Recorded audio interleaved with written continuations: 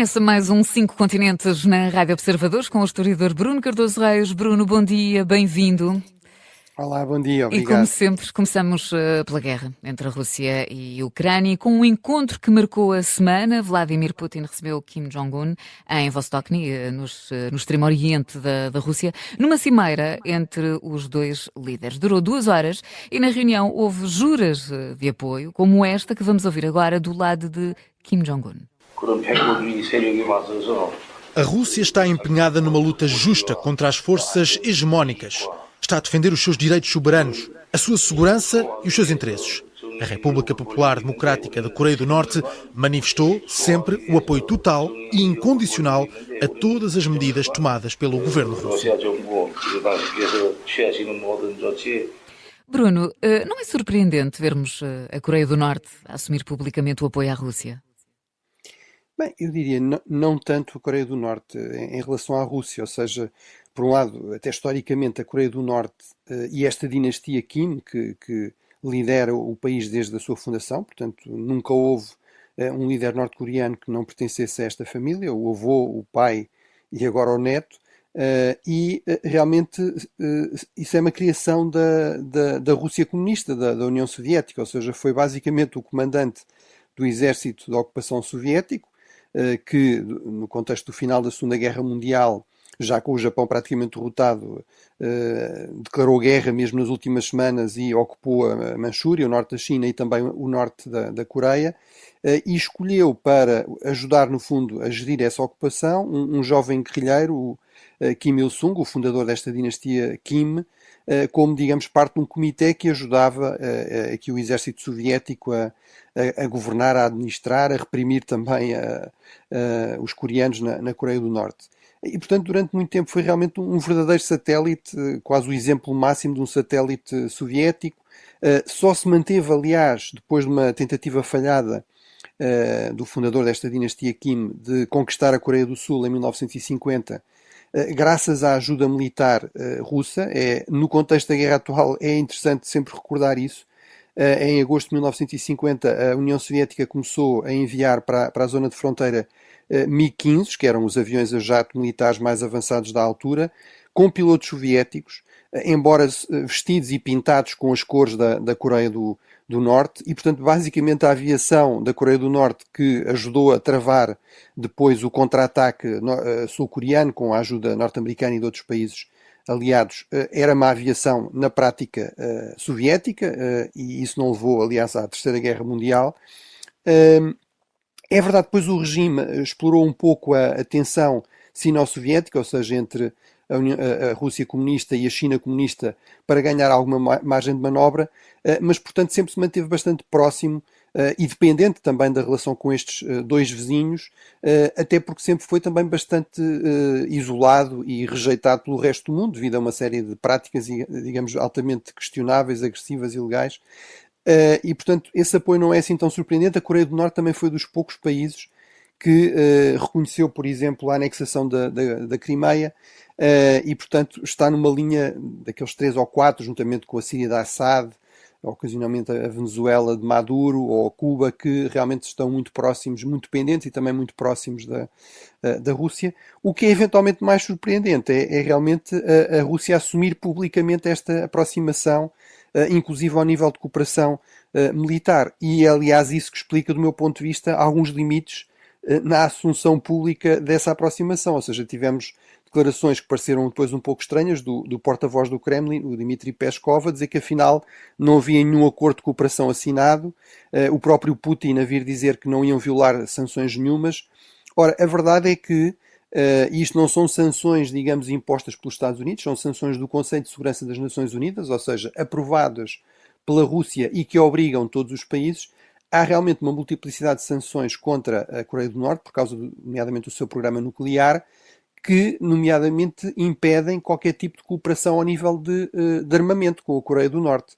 E, portanto, um acordo como aquele que se desconfia que foi o resultado desta cimeira, ou que foi, no fundo, consagrado nesta cimeira, de fornecimento de munições, de equipamento de artilharia, eventualmente até de mísseis norte-coreanos, em troca de tecnologia avançada, por exemplo, para a utilização em satélites espiões militares norte-coreanos, seria evidentemente uma violação desse regime de sanções e, portanto, a Rússia veio aqui, no fundo, em termos públicos, pelo menos, não veio confirmar, até de alguma forma veio desmentir isso. Acho que não temos nenhumas razões para acreditar, digamos, nesta posição pública. Enfim, ela é feita por alguém como Putin, que negou que ia haver uma invasão da Ucrânia até ela estar a acontecer, e mesmo depois de acontecer continua a insistir que não é bem uma invasão, não é? Acho que, enfim, aquilo o que contará são sobretudo os interesses dos respectivos regimes, dos respectivos líderes, e aí parece-me evidente que há interesse nesta convergência e nesta cooperação. Veremos dentro de que limites. Bruno, ainda no conflito da Ucrânia e da Rússia, olhamos para o terreno e neste caso o terreno até é no mar, porque o foco está sobre o Mar Negro. Continua uma autêntica guerra naval. É possível dizer quem é que está a ganhar neste momento?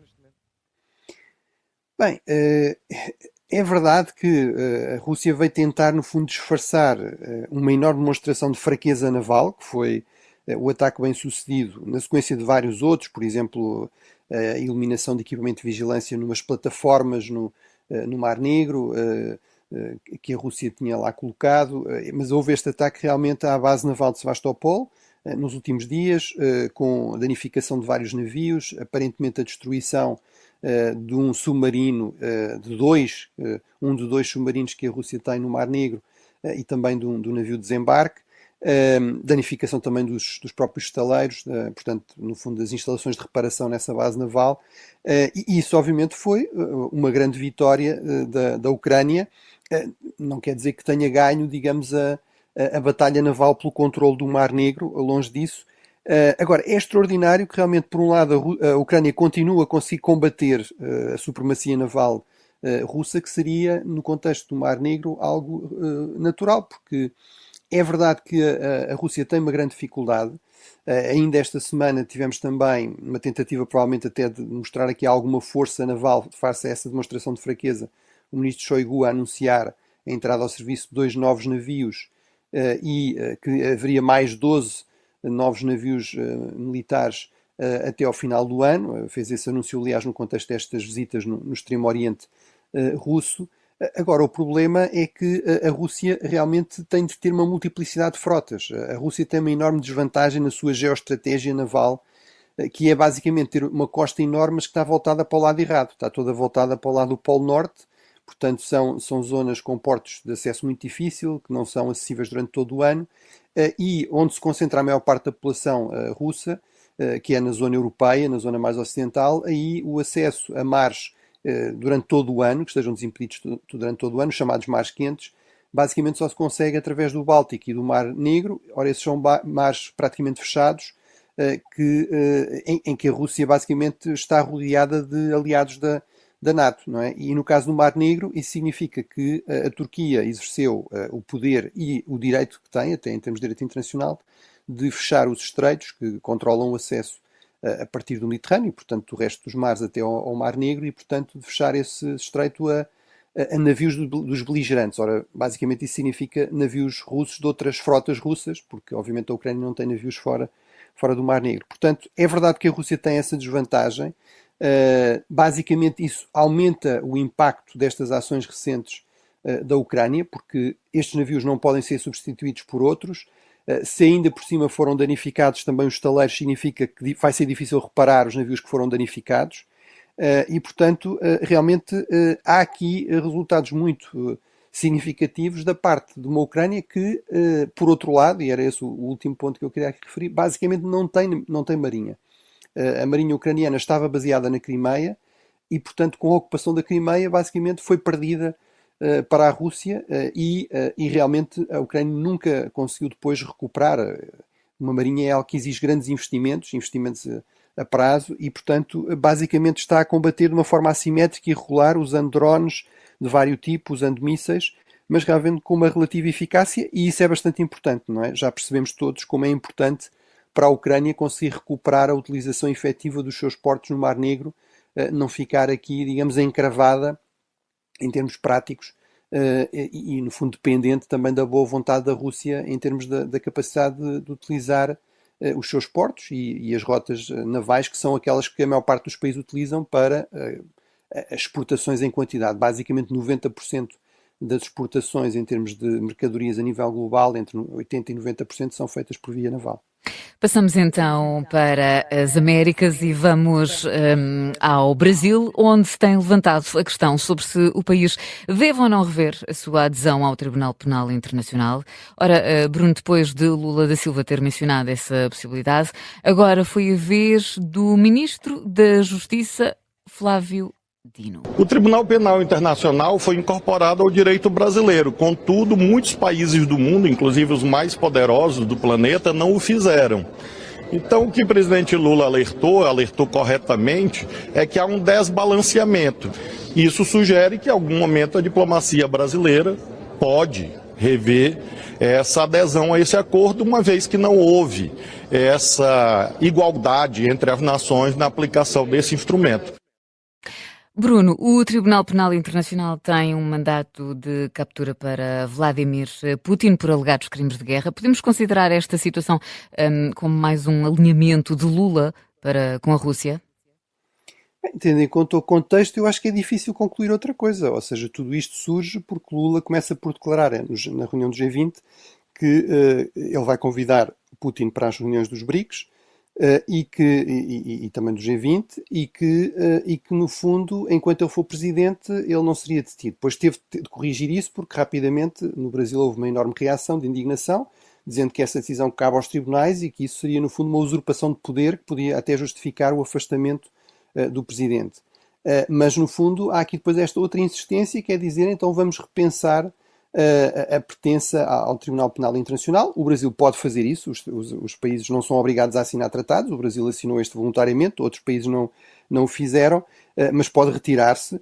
Agora, isso por um lado não é automático e por outro não deixa de ter aqui um significado político importante. E isto é estranho porque é verdade que o Brasil tem uma grande tradição de afirmação da sua autonomia estratégica, por exemplo, face aos Estados Unidos, de, no fundo, mostrar que faz as suas próprias opções. Agora, isso é geralmente justificado em termos de pragmatismo, de interesse, de defesa dos interesses do Brasil. Ora, não se percebe porque é que o Brasil haveria de ganhar não é manter aqui um certo equilíbrio, não se envolver muito diretamente no conflito na Ucrânia, não assumir as sanções que os Estados Unidos e os países europeus têm promovido, mas basicamente em colar-se à posição russa, em mostrar aqui uma solidariedade política com a posição russa. Tanto mais estranho quanto o Brasil tem também uma outra tradição na sua cultura estratégica, na sua política externa, de realmente valorizar muito o direito internacional, o primado, digamos, de uma ordem internacional mais justa, que não seja assente apenas no equilíbrio de poder, na força. Há os grandes nomes, digamos, em termos de grandes patronos da política externa brasileira, geralmente há dois nomes que são sempre referidos, o Rui Barbosa e o Barão de Rio Branco. O Rui Barbosa era um grande jurista, a parte de ser um pensador estratégico, etc. Foi o representante brasileiro nos congressos da AIA que criaram basicamente o primeiro tribunal internacional. O Barão de Rio Branco é conhecido por ter defendido a resolução pacífica dos diferentes fronteiriços com os países vizinhos, ora, exatamente o oposto daquilo que a Rússia fez com a Ucrânia, portanto, realmente há aqui algo que vai contra até muitas tradições e diria os interesses do Brasil. A explicação que me parece mais plausível é que realmente há uma ala bastante radical no Partido dos Trabalhadores, que é profundamente, muito ideologicamente anti-americana, e que tende de facto a comprar muita propaganda russa e a alinhar com este discurso de que o combate ao imperialismo é, no fundo, criticar sempre os países ocidentais e alinhar sempre com os países hostis às posições dos países ocidentais. Uhum. Bruno, vamos avançar e vamos dar aqui outra volta no globo. Vamos até a Europa. Voltamos à Europa porque houve debate do Estado da União esta semana no Parlamento Europeu, em Estrasburgo. Falou-se praticamente quase tudo: alargamento, gestão estratégica, falou-se de defesa, de parcerias, falou-se até de inteligência artificial. O que é que destacas deste Estado da União?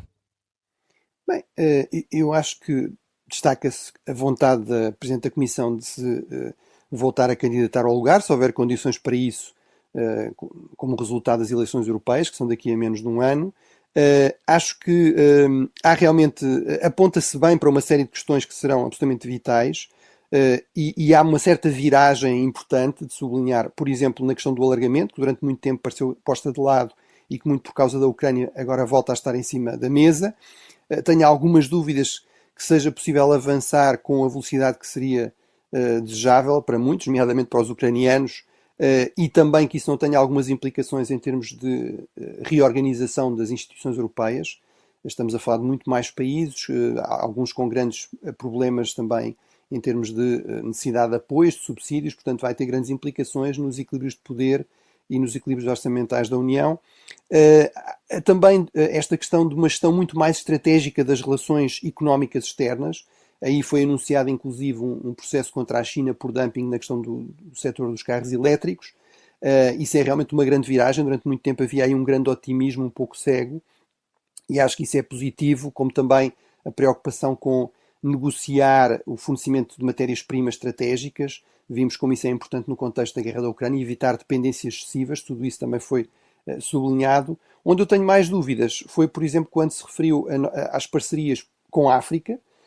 Pareceu-me que os sinais eram de que se queria, no fundo, fazer mais do mesmo. Ora, eu acho que aí há razões para dizer que há uma enorme inércia, há uma gestão muito pouco estratégica da cooperação com muitos países africanos, onde não se vê grandes impactos positivos nem em termos de desenvolvimento, nem em termos de influência europeia, como se viu também mais uma vez no contexto da guerra. Era preciso repensar as coisas de uma forma mais radical, e também na inteligência artificial. Acho que a Presidente identifica bem a importância desta questão, cita pioneiros desta tecnologia que a comparam em termos de desafio existencial ao desenvolvimento do armamento nuclear. Agora, o que é proposto, o que é defendido é no fundo, um modelo um pouco mais formalizado de autorregulação, de autofiscalização pelo próprio setor tecnológico, que eu acho que já mostrou que é manifestamente insuficiente, e mais insuficiente ainda quando estamos a falar, de acordo com o próprio Presidente da Comissão, de um desafio existencial comparável ao armamento nuclear. Bruno, temos aqui um minutinho, vamos à África, que esta semana infelizmente tem sido palco de vários desastres naturais, o terremoto em Marrocos e as inundações na Líbia, já com milhares de mortos. Achas que estes dois países africanos têm feito uma boa gestão da ajuda externa? Por exemplo, o rei de Marrocos parecer ser pouco flexível a pedir ajuda. Nós ainda tínhamos aqui planeado também ir à Ásia, não sei se queres que eu lance já aqui os dois temas e depois fechas, pode ser? Pronto, então terminamos também esta viagem de 5 continentes na Ásia, desta vez na China, isto porque parece que há mais um ministro chinês desaparecido, o ministro da Defesa, que não é visto publicamente há várias semanas. Fica a pergunta no ar, será que está de férias?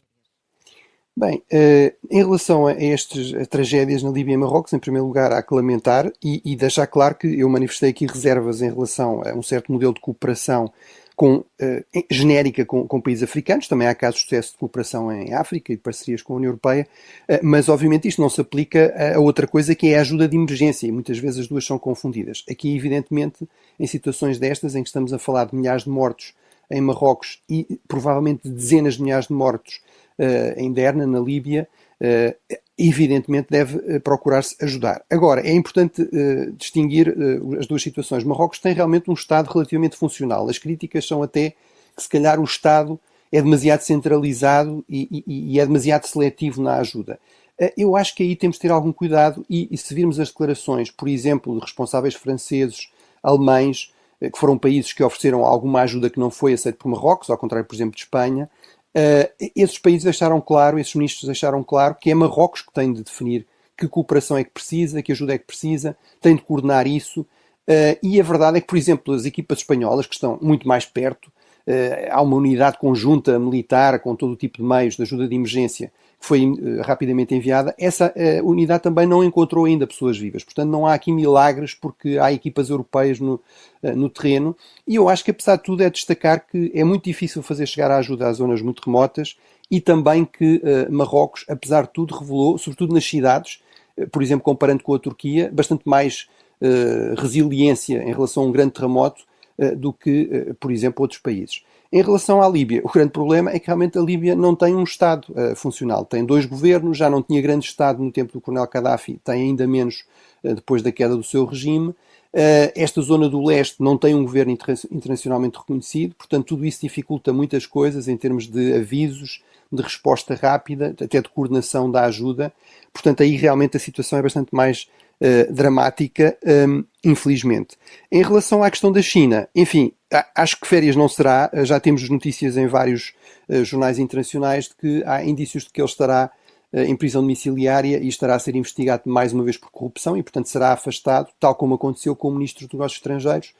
Não temos tempo para comentar muito, mas o que é evidente é que algo se passa na China de bastante sério. Isto não é política normal. Veremos se é uma afirmação da autoridade de Xi, ninguém está, digamos, acima dele, se é eventualmente uma afirmação da autoridade do próprio partido contra pessoas que, apesar de tudo, foram escolhidas por Xi há poucos meses atrás.